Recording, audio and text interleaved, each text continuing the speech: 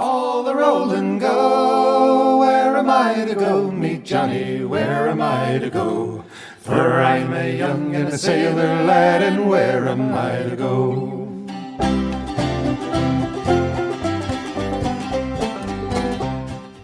Hello, and welcome to Where Am I to Go podcast. Today we are with Aaron. We are at the Bosque Redondo Museum Memorial here in Fort Sumner, New Mexico. This is an amazing place. I was here yesterday. We are in Fort Sumner for the reason of doing a podcast at Billy the Kid Museum. This is the place where Billy the Kid met his final stand, and so that is why I am here. I ended up finding out that there was some other history here, so I showed up at the Bosque Redondo and found out that there's a whole lot more history here than what I had ever even imagined.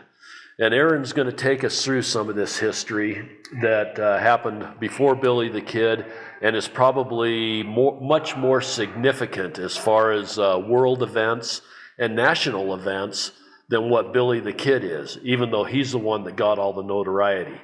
Welcome to Where Am I to Go podcast, Aaron. Thank you, Loren. Again, my name is Aaron Roth. I'm the Historic Site Manager for Bosque Redondo Memorial, Fort Sumner Historic Site. And, thank you for having me part of this podcast. As you had said, this is not just a state history.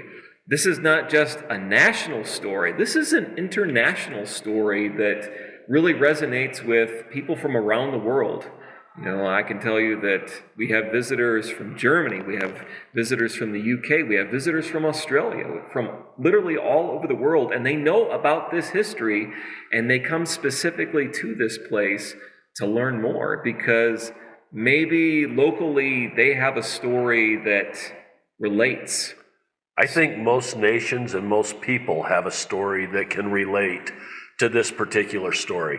Why don't you give us a little bit of background on what the story is, because we have not covered what Bosque Redondo is or any of that. Yes, so sir. Let's kind of get into not necessarily what exactly happened, but more of what the story's kind of generally about. Okay.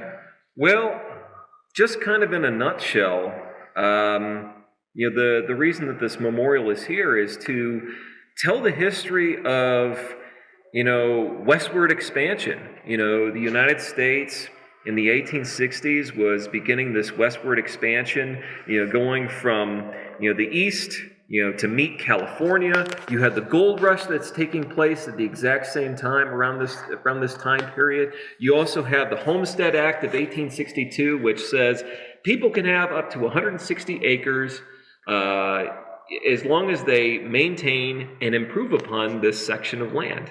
But a lot of this land was already claimed by another.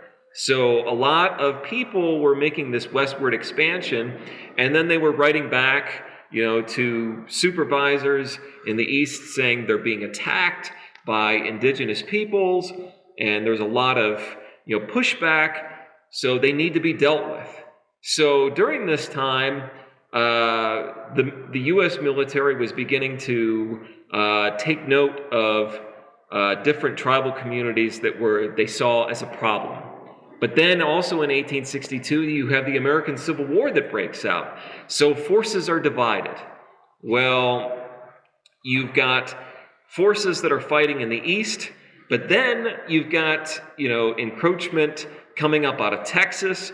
So there was this big push of troops from the California Column that came into this area in 1862. And by the time they got here, pretty much the battle was over in New Mexico.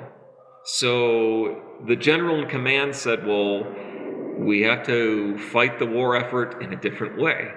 So they saw the indigenous people's land as an opportunity for contributing to the war effort through mineral riches.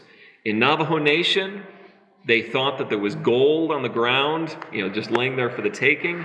And then in Mescalero, you had silver. So both of these groups of people were recognized as fierce and, not accepting of this westward expansion. So the idea was move them to a place that was going to be out of the way, establish a fort that would also serve as a barrier against Texas and the Confederacy. So after several scouts, the idea was to put Fort Sumner, named after General Edwin Bose Sumner, his superior officer and the person that he replaced. So General James H. Carleton, said, we're going to establish this fort at the Bosque Redondo, presently where it's at now. So he sends this board of officers in 1862 to this location to scout out where this fort's going to be. The board of officers actually wrote back to him and said, this would not be a good place for a fort. It's prone to flooding. There's no rock for foundations. It's not serviceable by any other fort. The water is brackish and alkaline. It would not be a good place. They actually suggested where present-day Santa Rosa is to build this fort. But the general wrote back and said, I've been there twice. Get to work. So wow. Against his own, the judgment of his own troops, he recommended that the fort be built here. And it was going to be the center of this 1 million acre reservation designated for the Inde, who are the Mescalero Apache, and the Diné, who are representing Navajo Nation.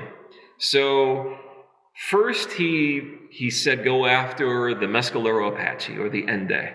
So Kit Carson was ordered to shoot any man on sight. Women and children would be taken to the bosque. Carson fortunately ignored this order because the people came in peaceably. They gave themselves up. They did not offer any resistance because what was given to them was, if you come in, you will be fed and you will be cared for. So that was the contract that they entered in on. Well, they came to the Bosque Redondo. It was a 150-mile march from their homelands to this place, and it was in the dead of winter.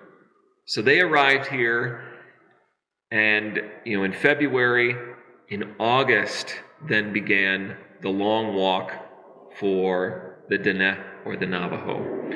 And Carson was told to use any means necessary to remove these people from their homelands. Now, there was no idea as to how many people there were.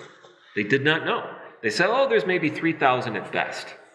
Well, over time, as that long walk started, they were told to cut down the peach orchards, cut down the apple orchards, burn the homes, poison the wells, kill the sheep, make things so desperate that they would be forced to come to this place. So that 3,000 turned into 6,000, then to 7,000, then to 8,000. And in all, there was about 9,000 to 9,500 people who started off on this march.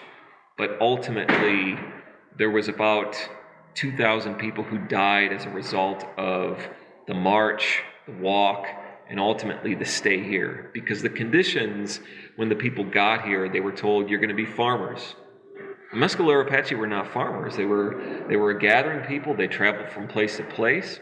And then they were told, you have to stay here. You can't go anywhere.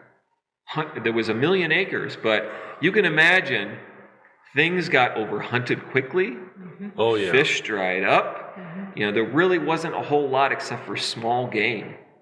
So the result was many people died from just hunger.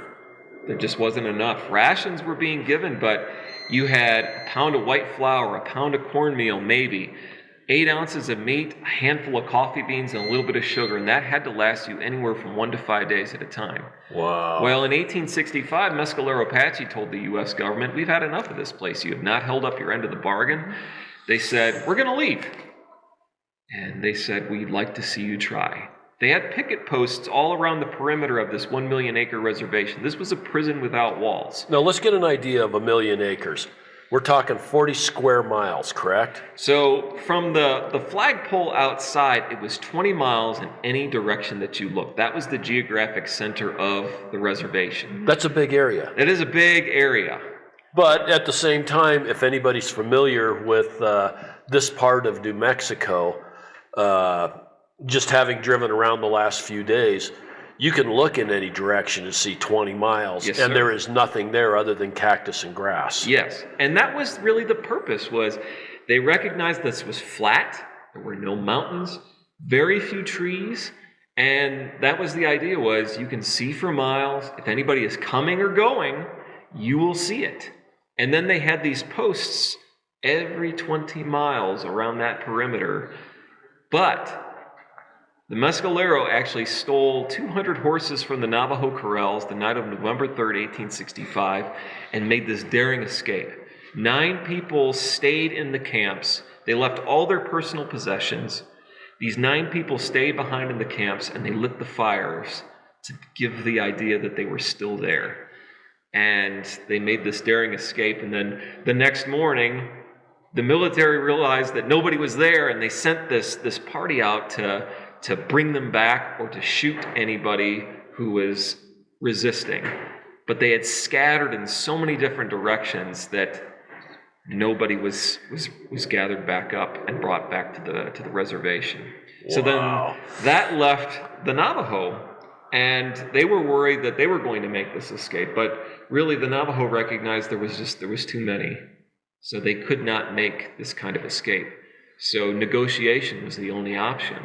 So in 1868, this party was brought to the reservation to negotiate the terms of a treaty. And originally they thought, well, we're going to, when it was General William T. Sherman and retired Colonel Samuel F. Tappan. And when they got here, according to Tappan's diary, Sherman turns to Tappan and said, "We better get the people out of here now before we have another Andersonville on our hands." The conditions were that bad. And what was Andersonville? Andersonville was a prison camp in the South, and just people were just emaciated from hunger. There was just nothing available for the people, and just thousands died as a result of those conditions. So he was kind of referring to this place to that. So over a period of 3 days, they met with the headmen of Navajo Nation, or what became recognized as Navajo Nation. And they decided, after these emotional pleas for, we need to go back home. We know how to work that land. That is home to us. And there is no other home in this country except that. So after these impassioned pleas, it was decided that the people would return to a portion of their homeland, the heart of what is considered to be Diné. So after these 3 days, this treaty was signed on June 1st, 1868, and the people returned back to their home. So the march back home, they brought 53 covered wagons loaded with supplies. Those who could not walk were given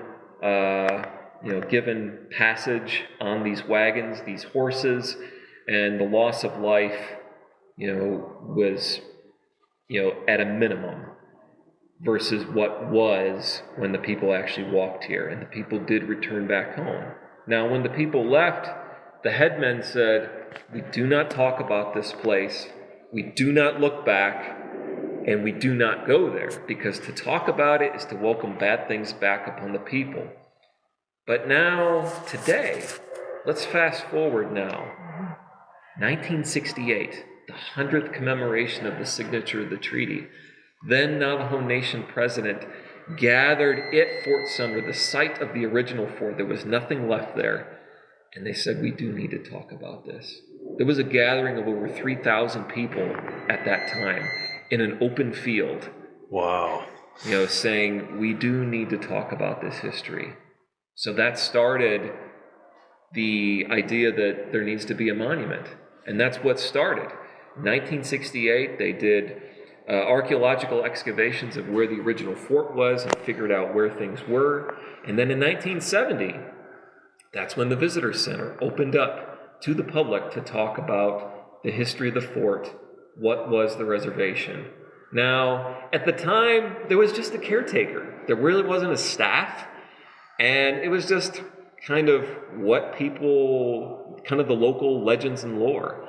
Now, did many people show up? I mean, was it something that a lot of people attended, or was it still, this place, in my mind, when we were looking at things to do, popped up, but it wasn't something that I knew anything about or anything like that to where I was motivated to come here, other than Linda kept saying, let's go see what this is all about. And even at that, it's not really, at this point in time, advertised super well to where I've heard about the Trail of Tears and some of these other Indian, I'm not going to say it, forced migrations. Let's put it that way, or tyranny or whatever you want to call it. But I had never really heard of Bosque Redondo, or I'm not saying the word correctly, until we were maybe in Albuquerque. There was a lot of things that were referring to Bosque Redondo. Yes, sir. And in looking at one of your maps, I want to go back a little bit further too. This march was not just from this area. They brought the Navajo from clear over on the east or west side of Arizona. Yeah, this right was a in the Four long Corners. march. Yeah, it was right in the Four Corners region. And when you look at a map, you know, you have to ask yourself, why was this long walk, so long? It wasn't just people that were taking this march, it was also their livestock, the ones that were not killed during the roundups. So they were following the rivers. It's because they needed grazing land, they needed water. And one of these particular trails that they followed was 500 miles. Wow. In its entirety. And you're walking this in a month's time. And so they were allowed to bring some livestock and some provisions. Yes. But when they got here, the provisions were nothing. Yes, and that what they had quickly dried up. So, you know... And these were people that were used to living in mountainous areas. Where, I mean, we were reading something yesterday that said that one of these groups traveled from Mexico up to this area as far as their rangeland. But they brought them up from down around Lincoln in that area, wasn't it? Which is mountainous and a lot of deer, a lot of game, a lot of... And good water and all of that kind of stuff. Coming from an elevation of around 7,500 feet to down to 4,000 of just flat terrain. Nothing. And just no windbreaks, nothing. So very different landscape for both groups of people. We're talking windswept mesas, valleys. They were growing peaches, apples, and, you know, all different kinds of, you know, corn, bean, squash, and, the Three Sisters. When they came here, it was next to impossible to have any kind of success. The water is very alkaline and killed a lot of the plants, you know, initially. There's also a corn smut in the soil, which is a fungus that you don't know has infected your plants until it's time to harvest. And then insects came in and consumed all of the plants. So it was just one thing after another. Well, when you're taken completely out of your element like that, you've got a major learning curve. I mean, just trying to get your head wrapped around, okay, so we're not hunter-gatherers anymore, we're an agrarian society, and now we've got to grow corn and have, or whatever they have to grow or produce on their own. And that concept's beyond foreign to them. Yeah, and when you go through the archives, you know, looking at the military perspective, this is the blind leading the blind. They, you know, a lot of people were from the east. You throw a handful of seeds on the ground and you've got a garden in a week. Right. So, and then you're coming here, you got to have a very complicated irrigation system. And, you know, it required a lot more thought. And you've got 10,000 people concentrated in one area. Now think about this. At the exact same time, Santa Fe, the population center of the New Mexico territory, had a population of maybe 3,500 people at best. Really? Here, over 10,000 people with a whole lot of nothing. And a whole lot of adapting to do as far as just figuring out how to get something from nothing. Yes. That is just amazing. It seems like to me that the military at that time was really kind of inept. We were at Fort Bayard over by Silver City, and they said that fort had to be moved 3 different times because they couldn't, where they established it, they didn't have water, they didn't have access to what they were supposed to protect. And so they had to move it 3 different times. And so were these generals just very obstinate as far as suggestions? Like, why shouldn't have this been put in Santa Rosa? And why did Carleton have so much say as to where the fort was and being able to put it where it was so inefficient for its purpose? So General Carleton, he was in charge of the entire armies and military of the Department of New Mexico Territory. This covered not only New Mexico but also Arizona Territory as well. Okay. So this was a huge swath of land that he was in charge of. So he had a very large ego, and he had done reconnaissance to this area 2 different times. The last time was around 1852, and in his reports he said, "Wow, this is an oasis in the desert." Kind of coming up through the Pecos, and he said, "There's trees, there's water. It's so green here. Well, this would be a perfect place for this concept." So he was convinced from the get-go that this was going to be a good place without any real forethought into it about sustainability.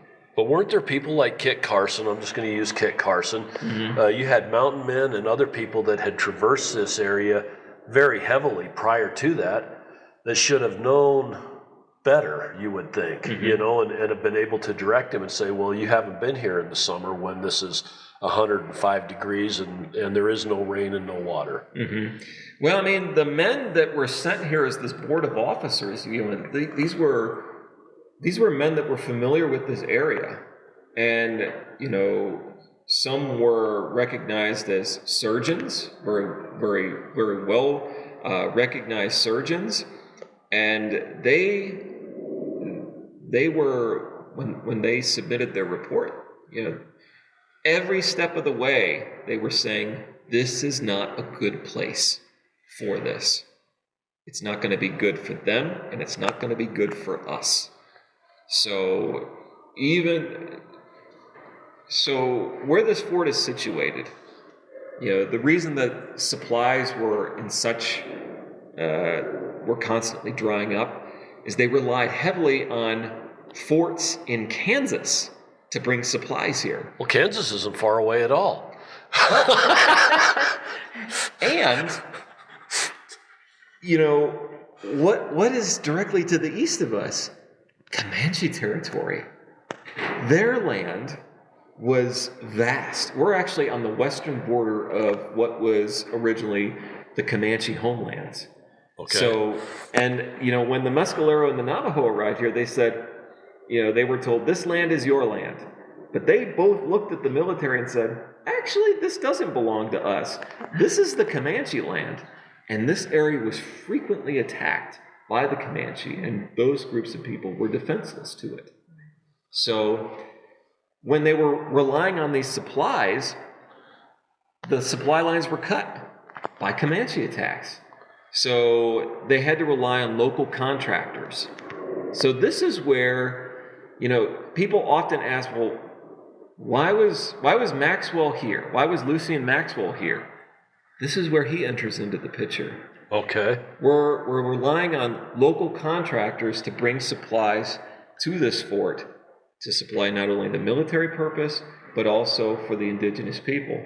So Maxwell had a contract with the U.S. military to bring any kind of implements for farming.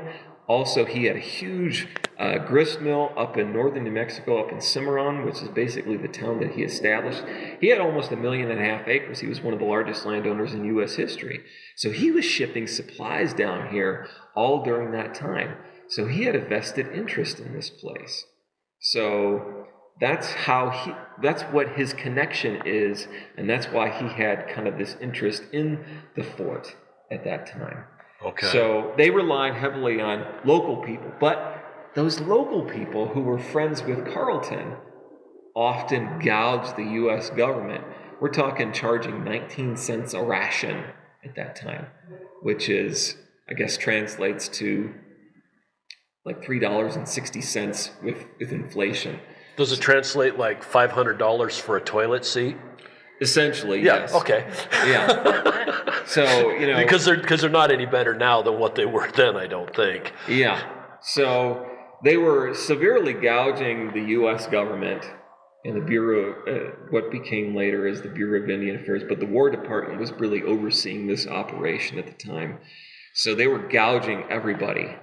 So it was not a sustainable operation, and the people suffered because of that. But going back to your question about, was this place attended, in 1970 when it opened? It was, because a lot of what was happening in the 1970s was like frontier forts. Okay. People dressing up as soldiers and talking about the history. And so it was well attended, but there wasn't really a formalized exhibition. But in 1974, the very first exhibition was installed in the old barracks, what is now recognized as the Barracks Exhibition. And this footprint of the old fort was put in, the flagpole was installed, so at least there was some wayfinding about where I am and what things look like. But this exhibition that was installed was titled Fort Sumner, an American Concentration Camp. Now, in 1970, you've got civil rights movements that are happening. We're just coming up off of World War II. Right. That is still very fresh on people's minds. People did not want to liken themselves to Nazi Germany. So this exhibition was quickly subdued and pushed out the door. Imagine that. Pretty much in about 3 months. Now, after that, they were trying to imagine how things could be told. So in 1986, the longest running exhibition was installed, and that was titled The Soldiers, the Indians, and Billy. And the very first panel that people saw when they walked into this exhibition said, newcomers to the West were met with the same ferocity from the Navajo and the Mescalero Apache that plagued the Spanish years prior. So the people that were kept here against their will were referred to as a plague upon progress. Okay. So that was the message that was being promoted at the site. And the staff dressed up as soldiers and really talked about the soldier history. And then Billy the Kid. The reservation era history was just kind of, that happened, but the U.S. military was there to take care of them. It wasn't until this letter was left on June 27th, 1990, by this group of Navajo students. So I got the backstory recently from one of the chaperones that was on this trip. And she said, her name is Evelyn Vicente, and she said, this was a Save the Children foundation that was started in Navajo Nation. They gathered 2 kids from each of the chapter houses, and they traveled to Oklahoma City for this big indigenous conference to just talk to other kids from different tribal communities and just kind of become empowered and be proud of who they are. Well, on their way back, they're all charged up, and the chaperone and the teacher who were in charge of this group said, well, let's stop at a place that really shaped us as people and learn about that history. So they stopped here in 1990 and were just appalled by what they saw. I bet. And, this letter says, it seems to us there is more here about Billy the Kid, which has no significance to the years 1864 to 1868. We therefore declare that the museum show and tell the true history of the Navajos and the United States military. We are a concerned generation for the future. Mm-hmm. Wow. And that letter was left at the site prayer shrine, not thinking that it was just going to fall on deaf ears. But it was picked up by the site manager, the very next day, and she said, well, God, what do we do with this? This is big. Mm-hmm. Well, it started the conversation that very year that there needs to be a space specifically to talk about the reservation era of history. So that's when the Bosque Redondo Memorial Project started in 1990. Okay. So recent. yeah, after many years of deliberation, they settled on this parcel of land to develop a brand new building that was designed by a Navajo architect, David Sloan, out of Albuquerque. And so he designed and built this structure, and it was opened in 2005, but there was no exhibition. The idea was, well, we'll build this building, and then we'll create this exhibition later. There were these storyboards scattered throughout the building that were just kind of acting as a placeholder. And they said, okay, it was well attended. About 2,000 people showed up. And it was really well received. They said, yes, we do need to talk about this, but never an exhibition. Well, I came on board in 2014 as a ranger, and there was still no exhibition. Really? So in that time, there were 7 exhibition plans, but none of them came close to meeting the needs of the people that were afflicted by this history. And a lot of these exhibitions were designed without their say-so. Even the last exhibition that was designed in 2014, used dioramas, these life-size things that basically put people in a time capsule. Like, this doesn't exist anymore, this is all part of the past, but people still live in hogans. People still live, in teepees and use wiki-ups. So it put people in a time capsule. Or the use of an animatronic mannequin of Chief Manuelito that's telling you about the treaty. They said, well, we don't want these figurines representing, what was once our strongest leadership. So we came to a crossroads in 2015 when I became manager of, we have this exhibition funding. Do we go forward with this exhibition nobody wants, or do we start over? So is this all you're doing in here?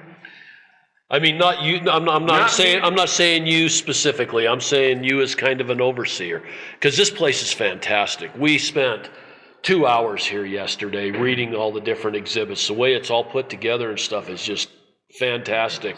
And there's a feeling here. I'm not one that usually picks up on feelings, but there's actually a feeling here where you get a sense of what these people were going through and what the situation was. And it's touching, but also presented so nicely and laid out so well.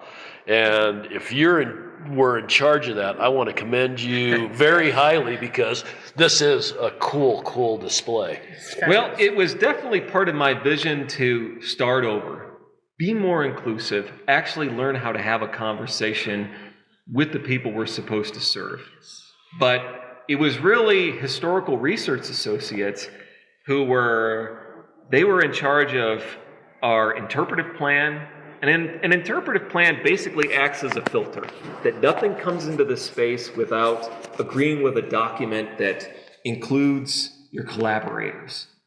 So we developed this interpretive plan beginning in 2016, and really it took about 1.5 years of just learning how to have a conversation again before we actually had any kind of traction with the people we were supposed to serve. What really changed in this conversation, though, was we asked both tribal governments, Navajo Nation and Mescalero, to select their own representation to sit at the table with us. That's and decide what goes in here. Because we were going to go down the road of, well, we need to pick this scholar, we need to grab this person. And we said, wait a second, we've done that before, and it did not work. So we contacted both governments directly and said, who do you want to represent your culture, your community? And they selected their own representation. And that's been part of our committee ever since. That is awesome. Yeah. So over a period of 7 years, working hand in hand with HRA, Historical Research Associates, acting kind of at the helm of kind of gathering this information as it's being talked about, and working with Navajo Nation and Mescalero, it really was just a community-wide effort. And then the people who actually put all of this stuff together, put all of these notes, was Brian Potter Design of Portland, Oregon. So their design team is what really brought all of this to life and made it cohesive and added that feeling, as you say, right, to the space. That is so cool. Well, let's take a walk through your space and hit some of the highlights. And as we walk into this gallery, it's kind of set up with rounded corners and some of that kind of stuff, like what you'd kind of imagine. You've got all these little fiber optic lights up here that represent all of the different people that were here. Yes. That's a cool little 10,000 visual. fiber optic bundles. Part of making the connection with this place is connecting the outside to the inside. So these fiber optic lights are driven by 3 different skylights that we had to cut into the building. So the natural light is driving all of these fiber optic bundles. 10,000 bundles, 1 bundle representing each person that marched here. Wow. So even visually from just lights, you get a story that comes along with you. Well, and it also doesn't feel like you're walking into a room because you've got everything is rounded. All of your walls for your displays are rounded. They all have stories on them with pictures, maps, and some of that kind of stuff. You have a basket and another basket that was covered in pine tar so that it would hold water.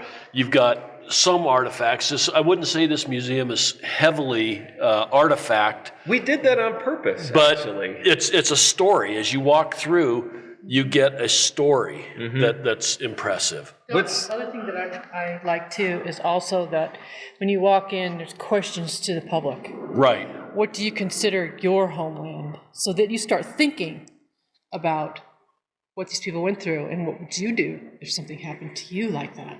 Yes. And everything was done here with great purpose.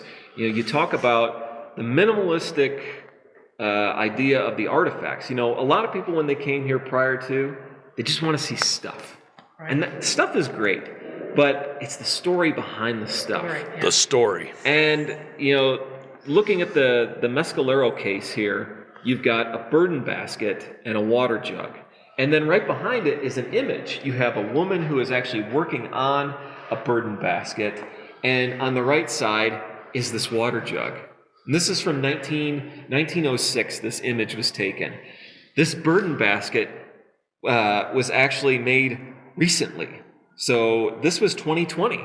Oh, really? We wanted people to know that, yes, this stuff it's old. These traditions are old, but they are still continuing today. So you have something that is contemporary and then non-contemporary. But they both were the same style. I mean, the same style has not changed. And it's continuing today, that even though the people were removed from their homelands, that they endured all of these things, they still hold those traditions and carry them today. And back to what you were saying, as far as the pictures on the walls, there is stories that explain this whole situation extremely well. And it kind of goes both from, you've got General Carrington over here, Carleton, it tells about him, but you've also got what the natives or the indigenous had to say about what was going on at the time, to where it's not a completely one-sided, but it still gives a very good idea of what was going on in the minds of the indigenous people as these events were unfolding. Yes. And, really, you talk about the layout. This place was designed for basically anybody who's passing through. We've noticed that there are grazers who want to read every single detail on the wall. So there is some text. Then the gorgers want to read every single thing that's on the wall. Grazers, they just want to get the key points. Right. So these little diamonds that you see is just the key point about each of the galleries. And it's all translated in Navajo, Mescalero, and English. And I'm glad it's got the English, because I was having a hard time with the other two. Yeah. I've been here now for just over 9 years, and there's a handful of phrases I can speak and understand, and that's about it. There's a reason that the Diné language is the unbreakable code. Right. So, Okay, so we walk on out around here, and you've got a big map on the wall. Again, it's a rounded wall, and you've got Arizona, New Mexico, and this map is really interesting to watch. We watched it yesterday for probably 10 minutes, as you have all the different routes of where the people came from and how they ended up here on the long walk. yes, and the biggest thing that people encounter when they come here is, where am I and where did these things happen? So coming up with just a map that just lives on the wall and tells you one thing was really difficult, because there's a lot of layers. So this is a video map that plays out and shows you where people were, where they came from, what they went back to, and how big these pieces of land. I mean, it's hard to fathom 1,000,000 acres, but when you see it on a map wall that's as big as you, it really puts things in perspective. Or when you visualize what 500 miles of walking looks like. Well, especially if you've ever driven it. If you've driven from Four Corners or even Albuquerque to Fort Sumner, or Albuquerque to Santa Fe, you get an idea that, driving that takes 2 hours, but how many miles is that, and what do you see on the way? Yeah. Because there really isn't a lot to see. But the thing that I just figured out, I looked at this map all day yesterday, well, not all day, for quite a while, and I was trying to figure out how all this worked, but you have the gatherings on one set with little squares showing how the people were rounded up and brought in and from where, and then you have it going the opposite direction from Fort Sumner, and then it just scatters everywhere. That must be when they took off and ran back to their homelands, and they're going back. Yes. And so you've got a roundup bringing it here, and then an escape or a release, and them going back to their homelands. Yes. I understand that now. This the is landscape now changes. The homeland used to come to here, right. but now this is where It's just that little tiny area. defined boundaries. Wow. Now, looking at the Navajo homeland and things that represent the people, we're using textiles here. And what's really, again, interesting about this is you have something that is contemporary and something that is old. So what is contemporary is actually this dress that you see here. Okay. This beautiful dress. This dress was actually commissioned by an Eagle Scout. This was his Eagle Scout project. Oh, really? He came to me in 2015. He said, I'm Diné. I'm learning about my own cultural history. I was adopted as a baby, and my family is helping me learn about my own history. I want to do something for this memorial to commemorate my people. So we talked for about a year, and he says, I want to do something that commemorates the women that led to the survival of the people. So we took it a step further, and he did a full write-up about the sheep and how the sheep, helped the people, and how the women helped with weaving. And then he says, you know what? I'm going to get a dress made, something that connects the outside to the inside. So he gathered up wool that had just been sheared from our sheep, and he raised $3,500 to have this dress made by a traditional Navajo weaver. Really? So it's a double-sided dress that is all hand-dyed, hand-spun, and woven by hand.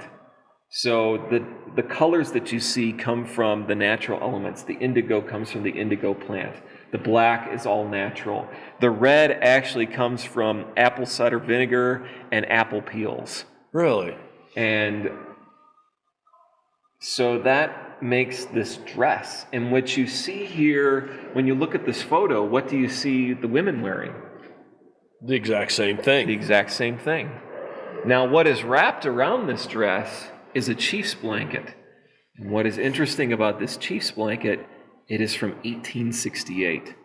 It is probably one of the last textiles that was made here at Fort Sumner using Germantown wool that was brought here by wagon train. So this is probably one of the last textiles that was made before the people returned home. So something old, something new, but also commemorates when the people were here, but also their return back. Wow. And the Navajos have always been sheep tenders and weavers. So ever since, their interactions with the Spanish brought the churro sheep, in the late 1500s. Okay. And they adopted them immediately because they're such a hardy sheep. They can live on the next to nothing. The wool is I wouldn't say it's easy to process, but it doesn't have as much lanolin in it. Okay. So it makes for a waterproof blanket, waterproof dress. So and then the meat is really good too. So it was just, a very, just a perfect animal for the people. And, most people refer to their sheep as family members. So, they're very, very important to the people to this day. Our friends group actually owns our flock of sheep, and which allows us the ability to give back to indigenous communities. So every year, the friends group donates probably about 30 sheep back to families in Navajo Nation. So they can sign up here and receive sheep. We pay all of the transfer costs, and they just come and they pick up their sheep so they can continue their tradition of growing their own flocks. That is so cool. And the thing that's neat about sheep that, a lot of people may say, well, wouldn't it be better to raise cows? But sheep, you end up with wool, you end up with lambs, you end up with meat. Yeah. You've got a smaller animal to where they're not eating quite as much. And you also have the possibility of 2 reproductive cycles a year, and they grow out fairly fast. Oh, yes. If they're not separated, there's been times that we've been running like close to 100 sheep. And, sometimes you just get those uh-ohs. You look out in the pasture and you're like, yeah, there's an extra lamb floating around out there. Yeah. But as far as a versatile animal for moving around and feeding a group of people, sheep would be very, very good for that. Yes, and there were 630 looms reported here working round the clock. There was an officer who went around to the encampments and he was doing census, and he counted 630 looms, and he said that a Navajo woman could produce a blanket in 2 weeks. That's how fast the people were working. And that doesn't include the spinning of the wool, too. Yeah. And they were doing it all by drop spindle from what I've seen as far as other museums and stuff. It would have been all drop spindle. Looms would have been built right into the trees that were hanging above them. Right. You couldn't bring these things with you, so they had to manufacture it on site. Wow. That is very ingenious people. Yes. Now we enter another gallery that talks more about some of the military situation is kind of the way I got it, and the way that they were having struggles as well as the indigenous people. Yes. But they also used and abused for labor the indigenous people for their betterment. Yes. So the fort was actually, at most, there were 637 troops stationed here at its peak. 637? Yes, to 10,000 indigenous people. That's not very good ratio. No, sir.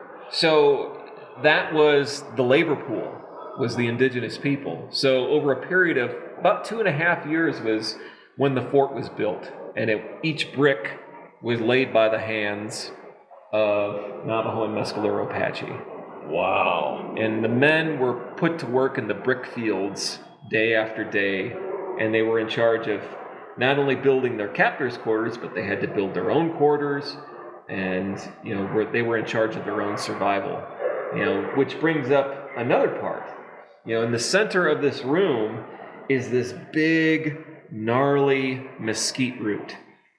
And the reason that it's here is we want people to touch it. We want people to kind of get a sense of what people were having to work with.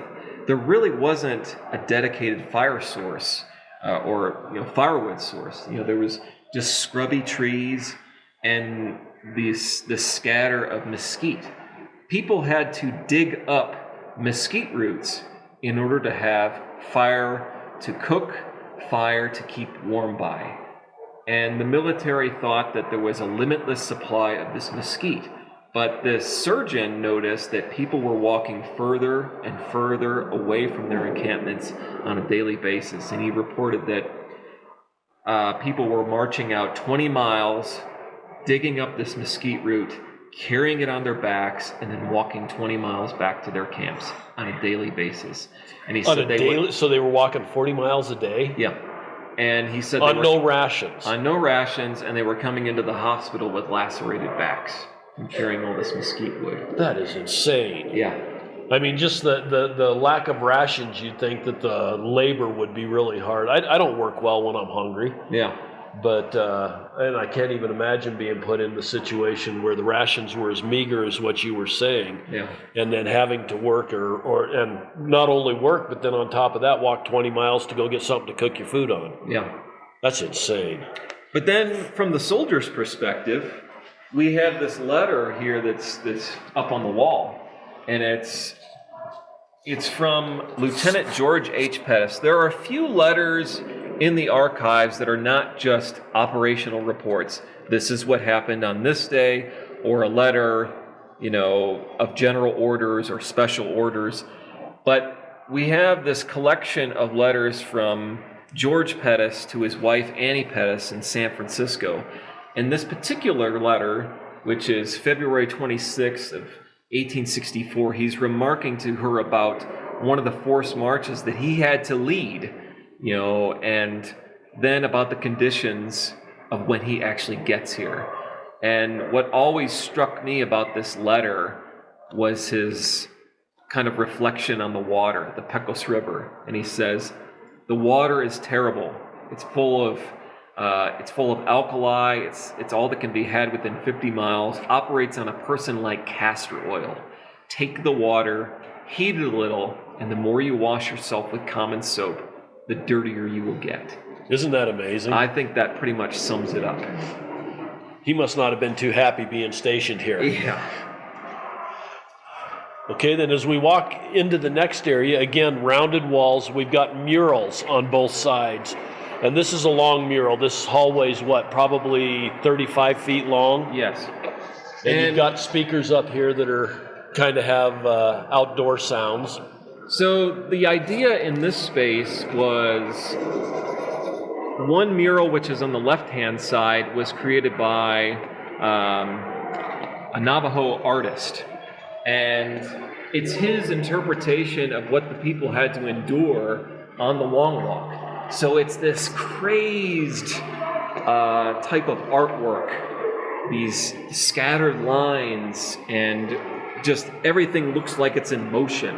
On the opposite side was created by this Vietnam veteran of kind of the military perspective of the Long Walk.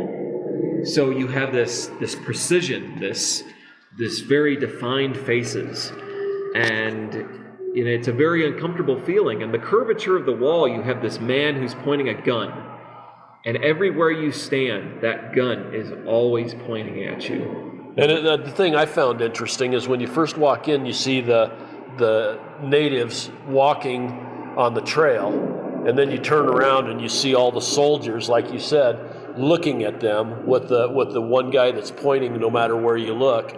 And it just kind of gives that perspective of you are always being watched at everything that you do while you're on this trail. Yes.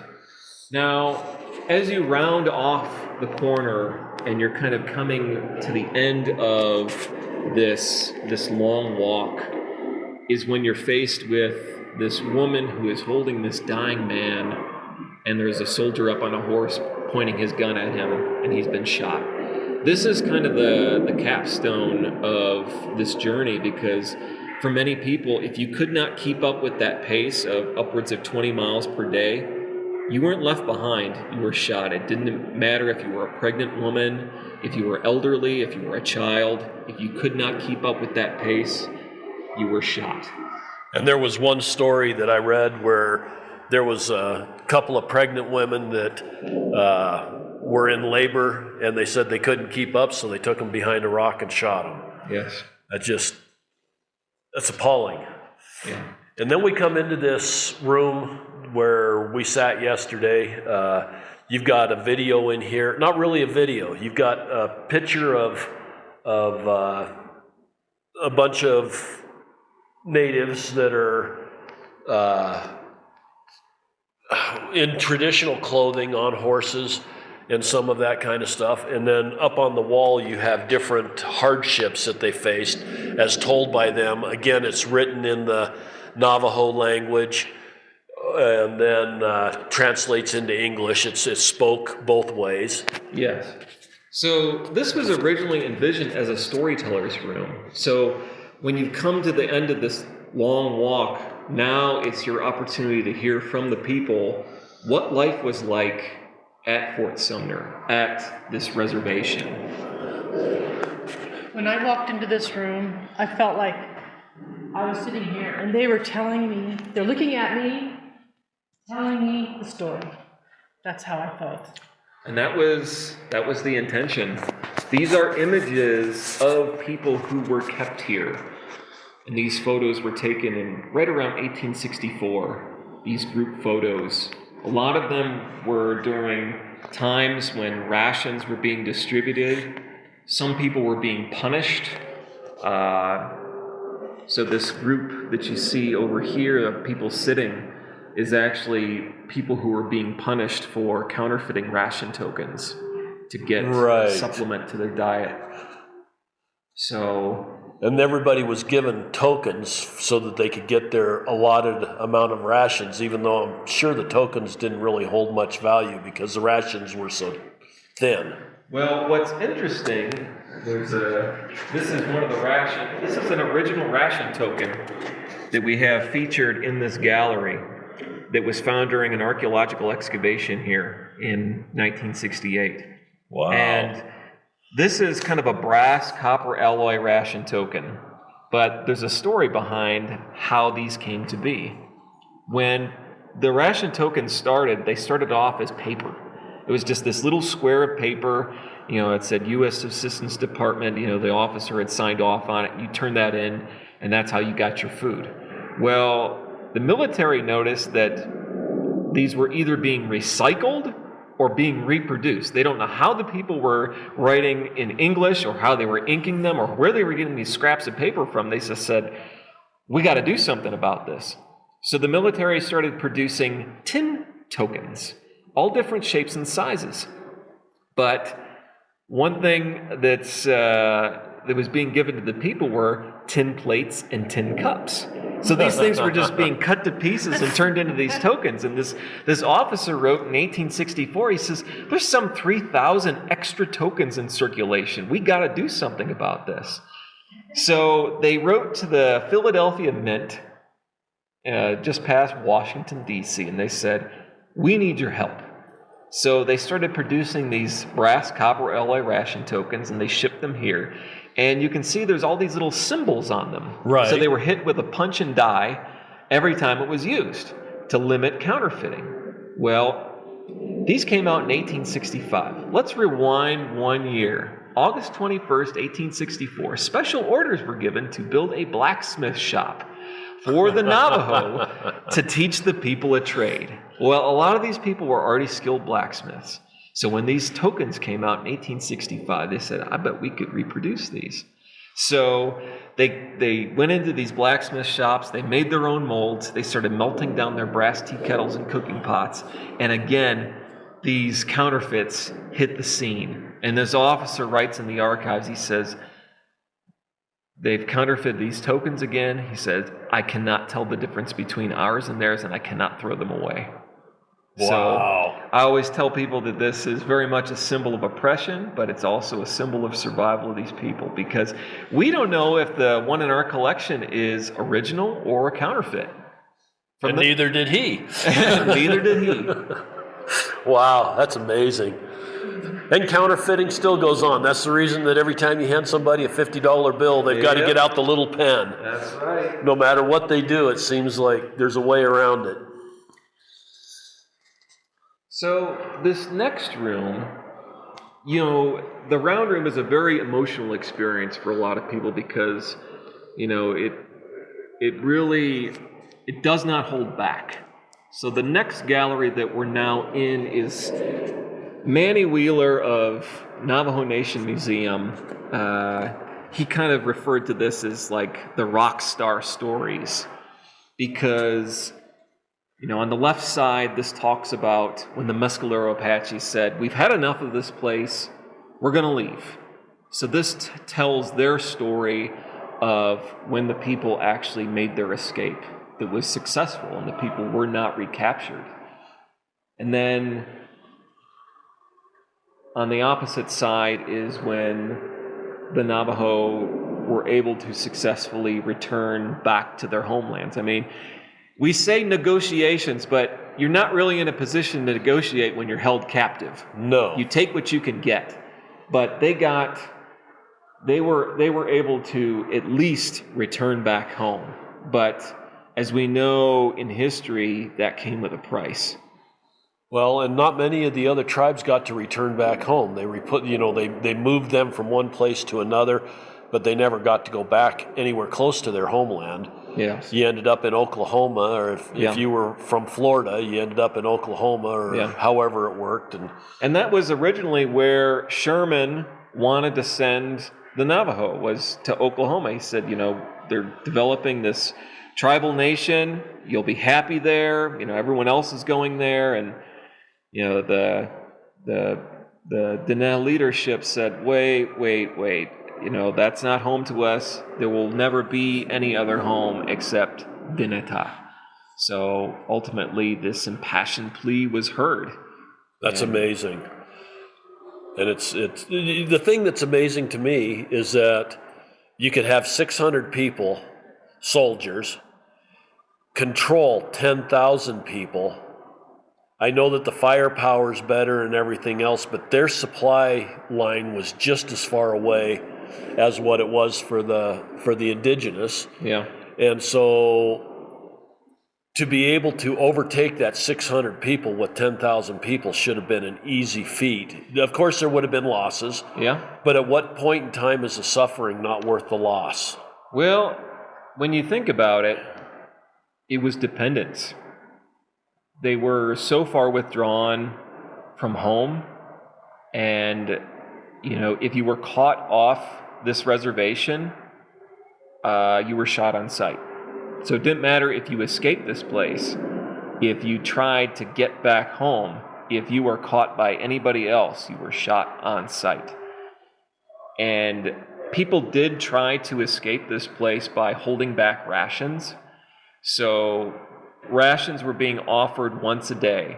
But when they caught wind of that people were holding back rations, they made it so it was every 5 days you would get food. So they kept the people dependent upon them so that they wouldn't, attempt to overtake them. Because if they supplied them with plenty and were lax about anything, I'm sure they would have made a grand attempt to leave. Right.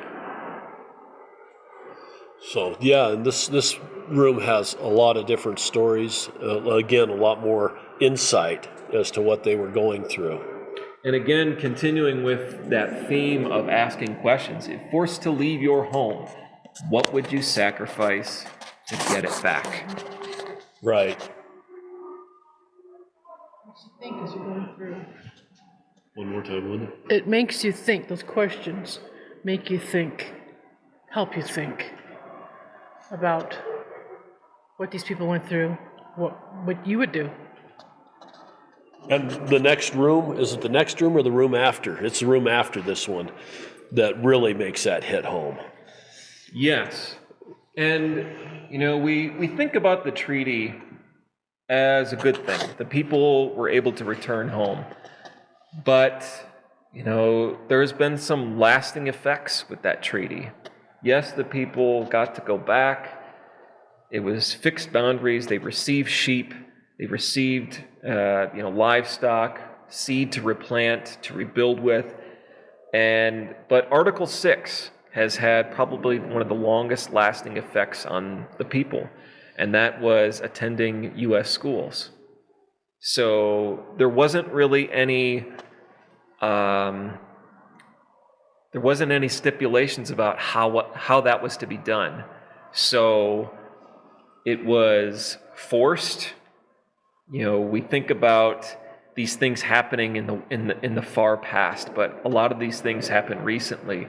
I think about Shanto Begay's story. He's the one who actually did the mural in the long walk hallway. Okay. And he shared his story with us about having to attend boarding schools.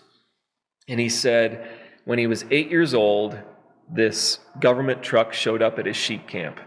And this man got out and offered him a sucker. He said, I had never had candy before.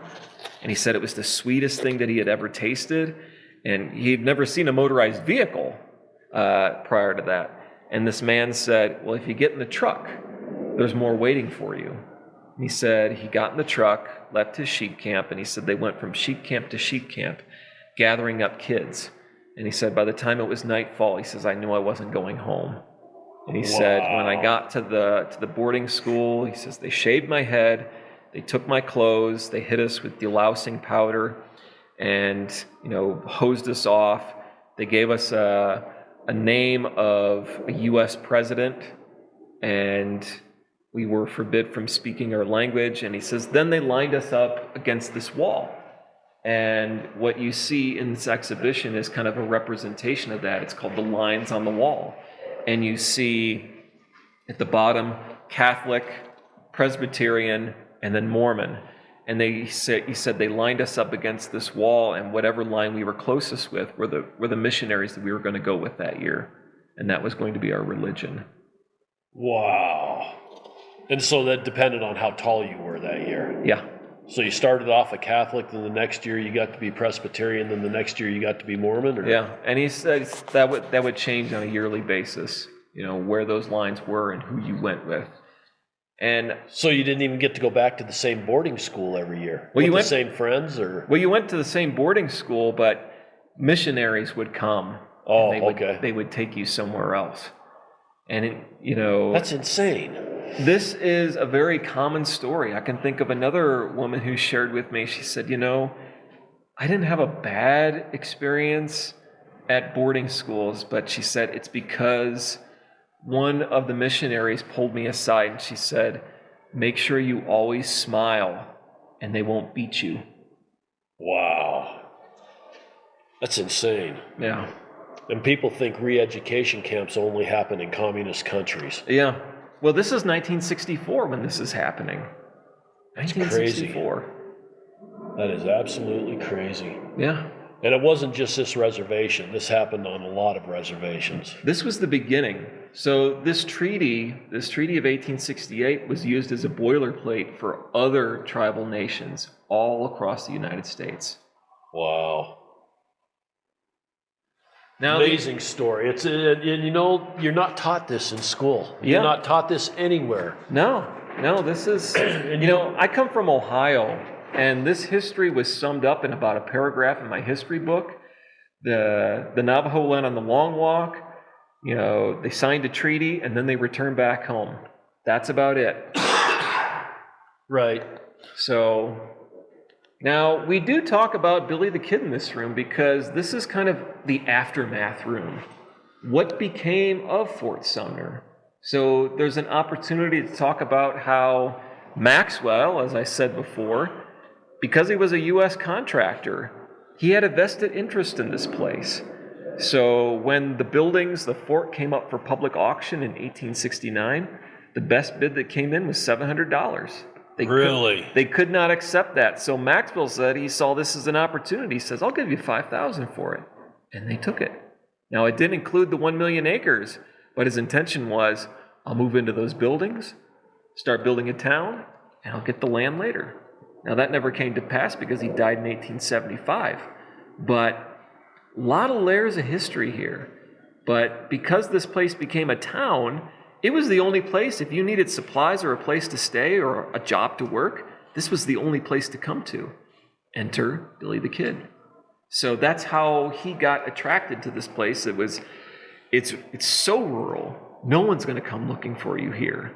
This is still kind of the case. Yeah. I mean, you've got Vaughn, 60 miles away that has nothing? Yeah, Clovis, which is another 60 miles in the other direction. I hear it's a little bit bigger. I haven't been there yet. Yeah. But And then Santa Rosa, which is another 38, 40 miles. right. So we're still rural, but that's the reason why there was this attraction to Fort Sumner. It was a place to disappear to, a place to work, and he was respected here. So that's kind of that connection to this place. Now, ultimately, he met his end here, which we acknowledge, because we can't ignore the fact that he's part of our history. Right. But he's not the history.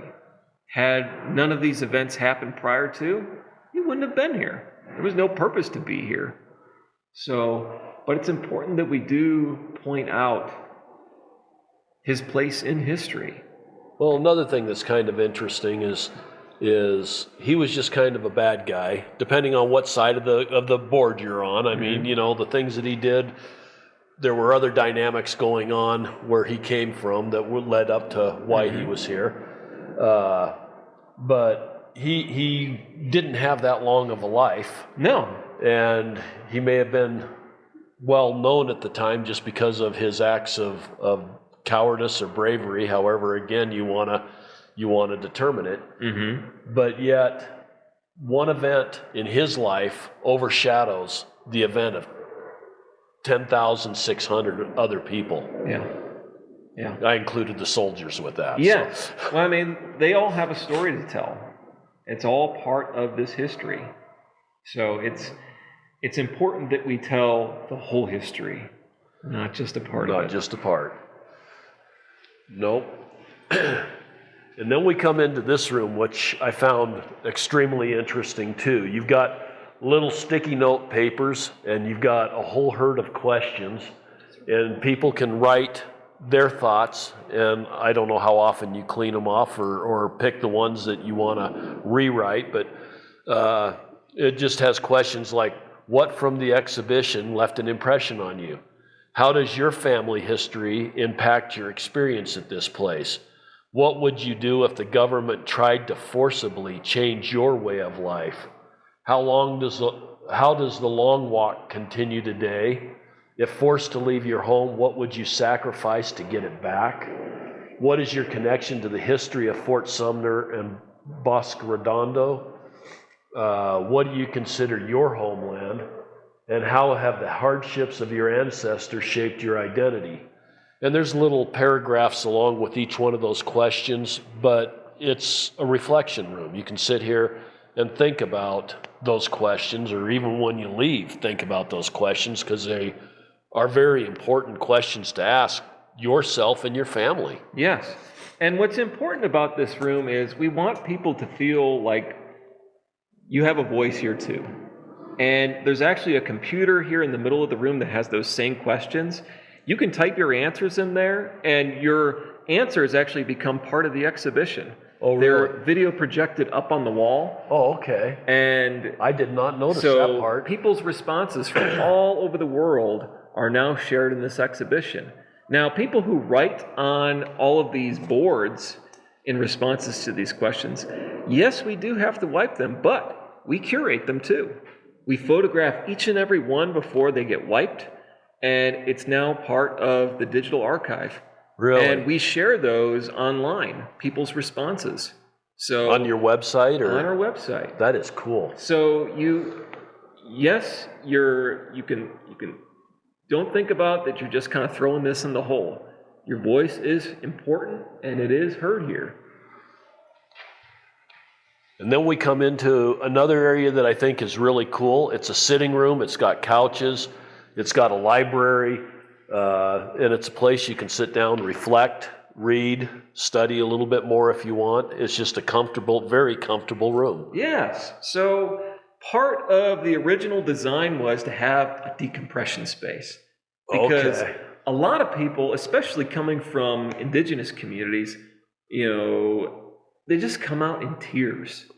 And I would used imagine. To be, they come out through the double doors going back into the rotunda, they go into the gift shop and find an arm to cry on. So we wanted a space that people could just sit, think about things. If it stirred up a story, maybe they want to share with a family member, let that be an opportunity to share that story. Or maybe they want to go a little bit deeper and they want to read more about what happened here. But also there's another opportunity.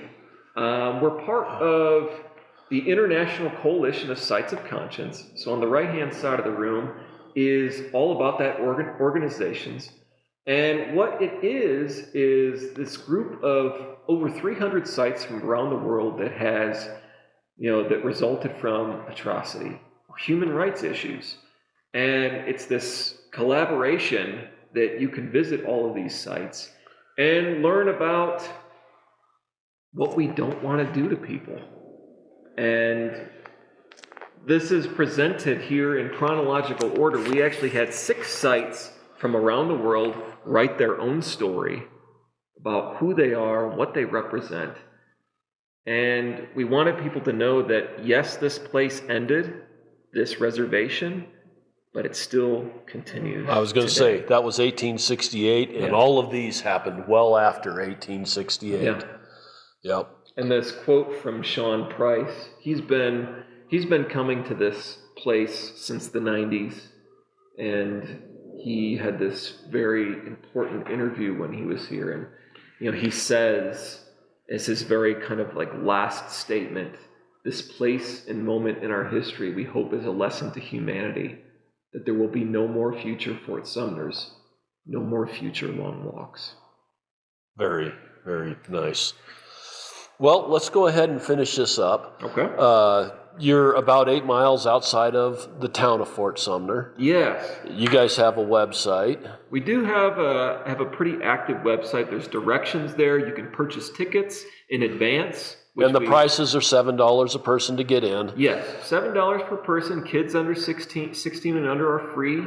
And school groups are always free. So no worries about that. And we just covered the museum part. We did not cover the grounds. They've got a foundation set up with the way the fort was set up out here. They've got a barracks area that is set up. They've got a really cool entrance coming in here with round walkways. I'm assuming that they have powwows and stuff in that center area. Yes, we do. We do have very large dances. And usually like big craft fairs in that big circle. And so the grounds are just really, really cool besides the museum. Mm-hmm. And you've got the sheep pasture. We actually have 111 acres of the original 1 million acre parcel.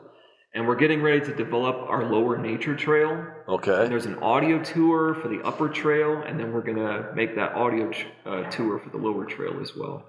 This is just a really, really neat place. And like I said, I had no idea it was even here.